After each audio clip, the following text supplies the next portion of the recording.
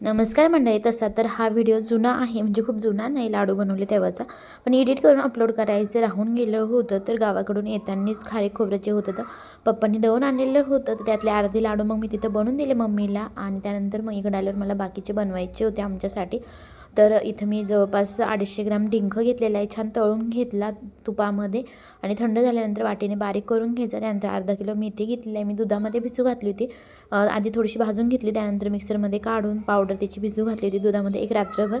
तुम्हाला दूध नसेल टाकायचं, तुम्ही तुपामध्ये 3 दिवस भिजू घालू शकता. तर छान मिक्स करून घेतलं. गहू भाजून दळून आणलेले होते घरून येतानाच, परत मी पुन्हा एकदा थोडेसे भाजून घेतले, म्हणजे त्याचं पीठ, आणि त्यानंतर सगळं एकत्र मिक्स करून घेतलं. त्यानंतर कढईमध्ये तूप टाकलं, त्यामध्ये जवळपास मी 1 किलो गूळ टाकलेला आहे, आणि छान आपल्याला गूळ त्यामध्ये वितळून घ्यायचा आहे, फक्त पाक बनवायचं नाही. आणि मस्त एकत्र करून छान लाडू वळून घ्यायचे. आणि बघा किती मस्त लाडू बनलेले आहे. तर पिल्लूही माझ्यासोबत लाडू बनवू लागतोय.